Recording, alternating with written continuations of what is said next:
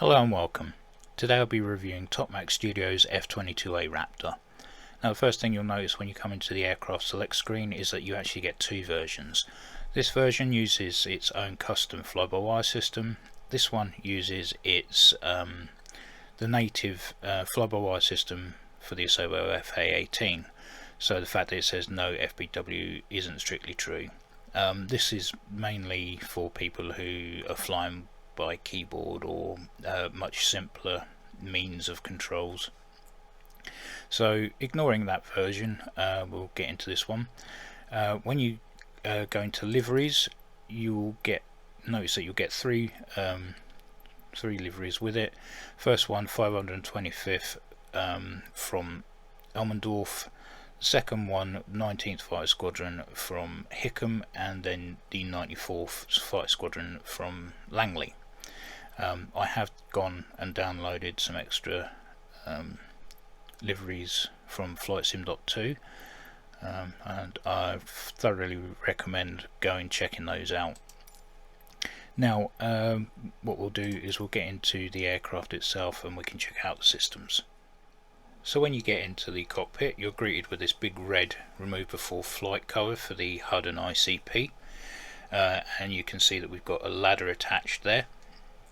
Now there's two things that they've added to this. You can click here and here to remove the throttle and the control stick, so that you can get to the switches easier if you don't have head tracker, things like that.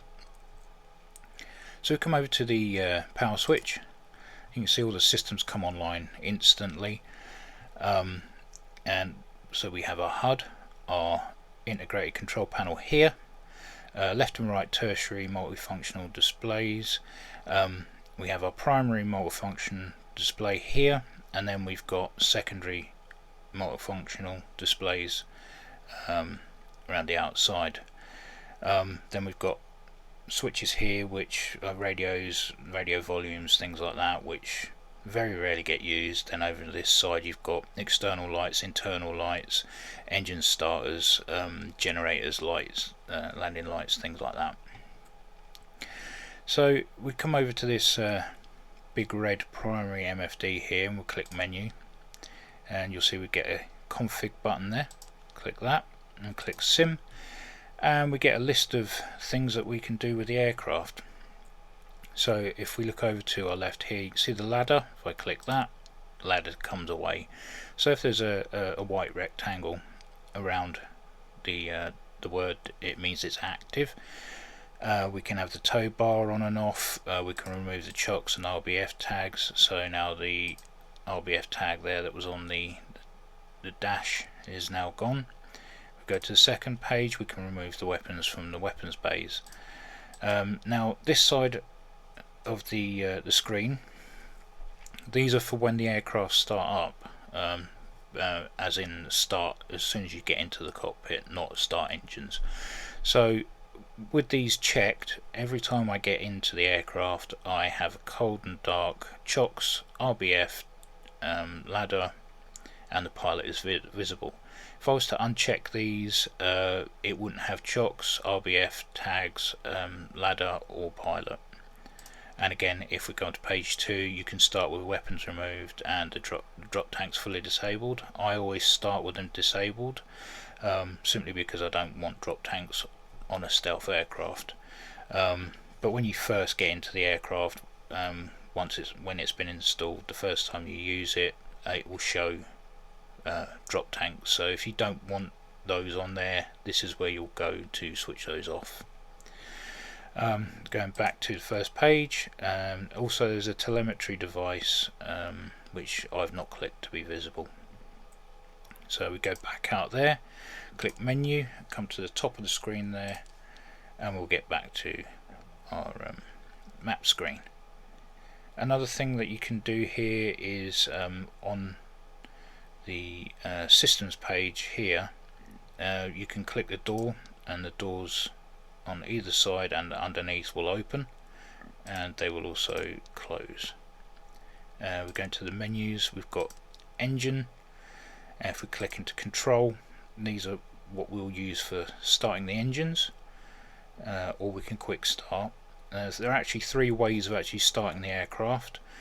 So it's either going through these and clicking start on the secondary MFD, clicking these two and using the left and right FADEC and pressing motor to start, or you can just do the quick start, which starts everything all at once. If we click control again, remove that, go to menu. These are all our flight controls, so you've got flaperons, leading edge flaps, things like that in your center of gravity and controls. We go to the next page here. We've been to the stores page, and we've got our fuel page here, obviously, which is down here. So if we go back to engines, okay, and over here is what I would class as our situational awareness, which is what I would use as the RWR if I was flying in DCS. So it gives us a sort of a warning on steer points and things like that. Also, another feature on here is the AI traffic shows up on your radar. Well, I say that in inverted commas, that radar, as it is not actually, there are no radars currently coded for flight sim. So any AI aircraft will show. Unfortunately, multiplayer won't at this point in time. Tertiaries up here, you've got your artificial horizon, sorry, a brain fart moment there, and then over here you've got all your frequencies for nav, your TACANs, ILFs, steer points, and things like that. If we click on status, it tells us the general status of the aircraft, that the canopy's open, parking brake is on, generators are off, and well, basically we're in a state of dormancy. And then if we click alerts, alerts will bring up any issues with the aircraft, and obviously those issues from the status panel are showing on there as well. So with that, let's have a look at the externals. Okay, so outside I've made it so that everything's visible. So we've got tow bar, RBF tags, ladder, pilot, chocks. I've even switched the APU on and opened the weapons bays. Very nicely modelled. Got the AIM 9 there. In the bay here are AIM 120s. We can't currently see them obviously, but once we're in the air I'll open the bay again and show you the contents. With the RBF tags you get the stoppers, things like that. It's really nicely modelled, can't fault that at all, and the liveries are pretty decent as well. So with the externals, there really is nothing to complain about, unless you really are a rivet counter. But yeah, so if we get back in the cockpit and we can get everything fired up and ready for flight. Okay, so for the purpose of this video we're just going to do a quick start, as this isn't a tutorial. But if we come down to the engine page here and click on the control, you'll see that we get a quick start button, and what will happen is once this starts it will fire up both engines simultaneously. You will need to put the generators on afterwards, but as an added feature, once this has been clicked, you also get the gases venting from the underside of the aircraft, which I will try and show you if I can get to the external view quick enough. So let's get them fired up. Okay, and there we go, we get the venting of the gases from both engine 1 and 2. If we jump back in, as you can see, fuel flow is climbing, and the RPMs will soon start climbing too. Once they do, we can start looking at moving to the end of the runway. Okay, so we've made it to the end of the runway. I'm just going to make sure that nothing's coming in. Switch the taxi light to landing light, and now we're going to taxi out to runway.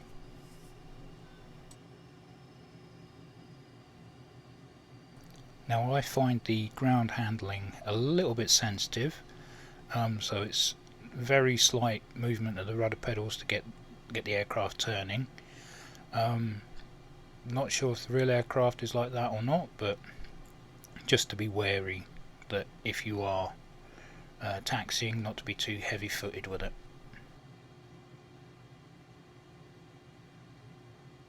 Just make sure everything is good to go, and we are. Toe brakes on, throttle right up, toe brakes off, and rolling. Bit of a side wind there. The acceleration is a bit excessive, I think. It got to 300 knots pretty quickly.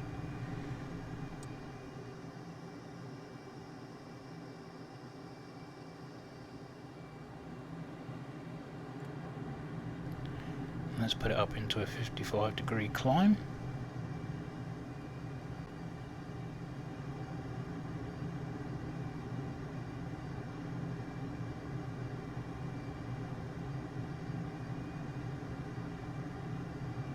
I will say the zoom climb performance is quite impressive.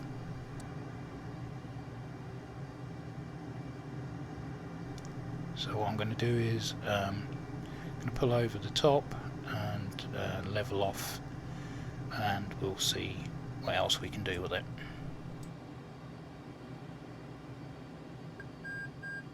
And there goes the stall warning.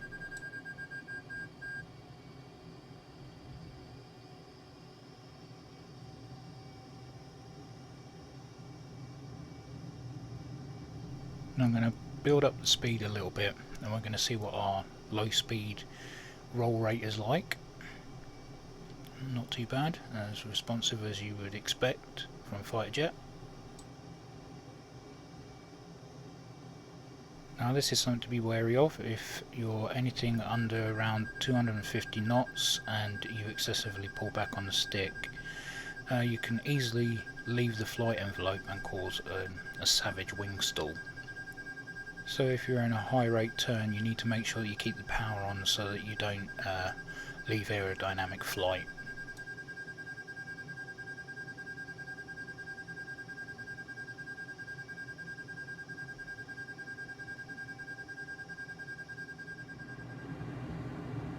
So we've got the power on, high rate turning as you would expect at a higher speed, and now we're going to pull a tight turn. As we start to get over 7G, it starts to buffet and we begin G-lock, which is always a fun thing to be in. Back out of it again and pull another 7G plus turn, and you see the buffet returns and greying out. So 7G plus, you just need to be wary not to be pulled too excessively once you're over the 7G mark, otherwise you will start to black out. And now onto one of my favourite things, a power zoom climb. So full throttle, really give it the beans, and then pull up 50 to a 55-degree nose high, and just going to see how high we can get it. Fuel low.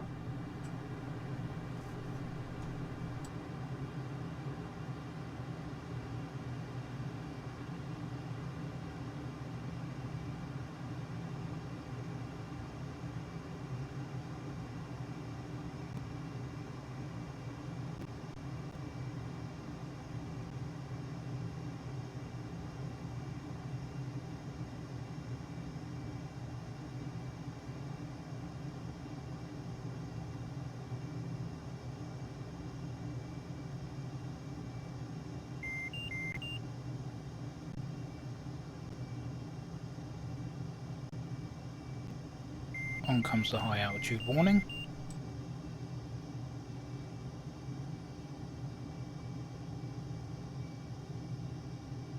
So that's 70,000 feet hit, and now we get the stall warning, 72,000 feet.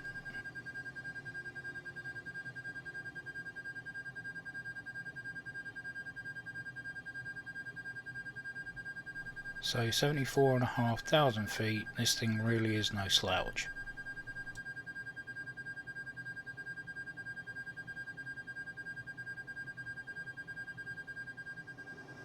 Now I'm going to show you the internal stores. So we'll open the doors.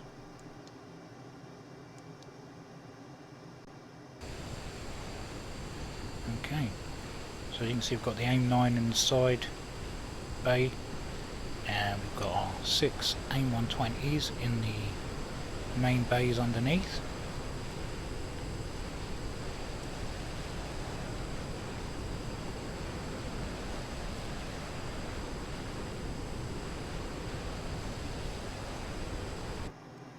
Okay, so we'll close those up, and while we're here I'll show you the air-to-air refueling bay.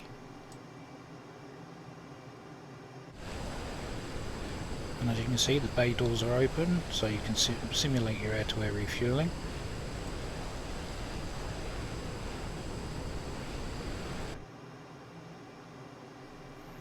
We'll close that up.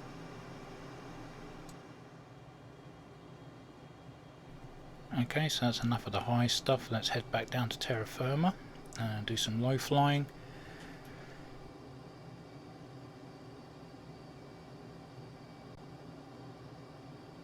Now you'll notice the closer I get to the ground, the primary MFD in the centre there will go from a yellow to a red to simulate a warning that I am getting close to the ground.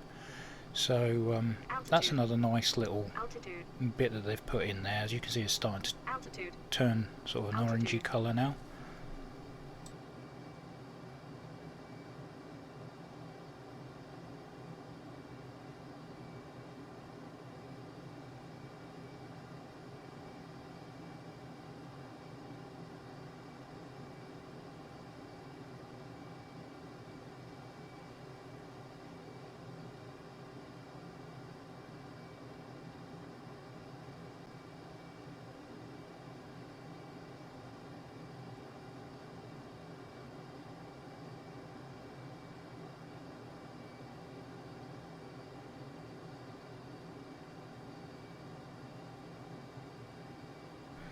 That's the old RAF Cottesmore down to the right there. Used to house Harriers until 2010. Fuel low.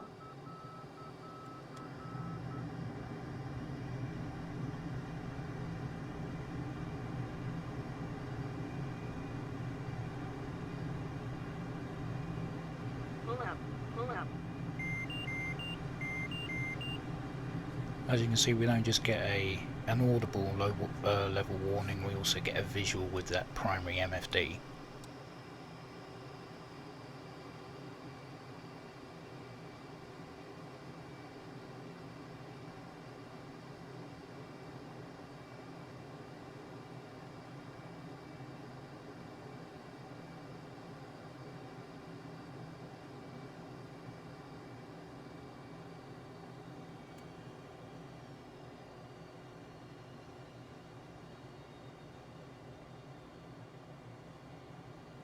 And that's where I'm going to put it down, at RAF Wittering, home to 16 Squadron, flying Grub Tutors.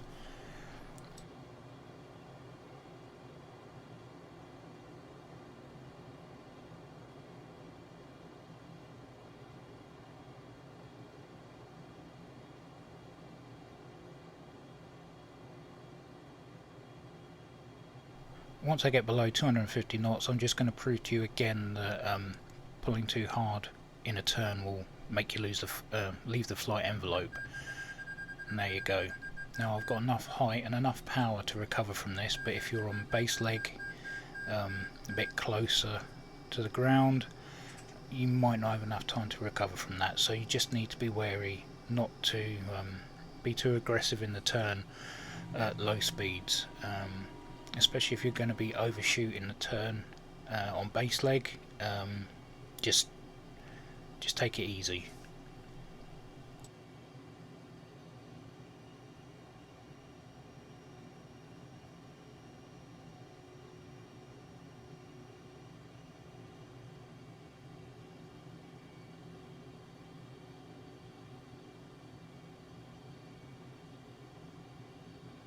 and I've found a good approach speed to be around about 130 to 150 knots, depending on your weather situation. If it's nice and calm, 130 will be fine. If you've got a bit of a crosswind, things like that, and you need to enforce a bit more of a push towards that, then 150 knots might be a little bit better.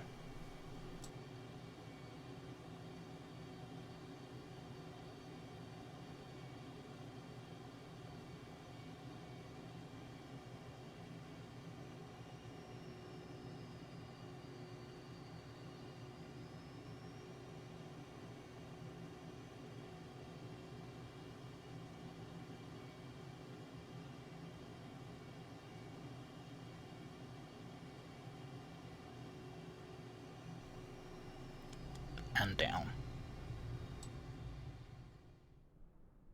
Summary time. So, it's an excellent model. It has a very good flight model. It doesn't fly like an arcade aircraft, even though I've read that in places. I've played Ace Combat, those sorts of games, and I say the word game because they are games. And this doesn't have any comparison to those at all. This is very much a simulator aircraft, without the thrust vectoring control not being implemented in the sim. Top Mach Studio have done very well with the very little that they've got to go on. So it's very manoeuvrable. It can leave the flight envelope as I've shown, so you need to be careful. It has its vices. Yeah, it's great fun with a group of you, dogfighting, things like that. It's nice that it has the weapons implemented in the weapons bays as that little bit extra. And yeah, I mean, the way that they've gone about implementing everything inside the cockpit, all the MFDs, the different options you can have, the configuration where you can have tanks or without tanks. You can have it so that it's preset like how you want it when you start up in a sim, so every time is custom if you feel like doing that way. So there's a lot of options, and it's very much worth the £24.99 British pounds that I paid for it. There's certainly more out there that are a lot worse and a lot more expensive. So £24.99, very good price for what you get.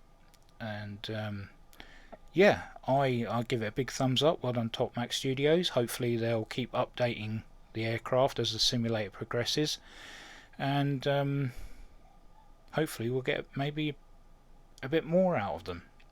So if you've got this far, thank you for watching. I'll end it there. So take care, and I'll see you in the next one.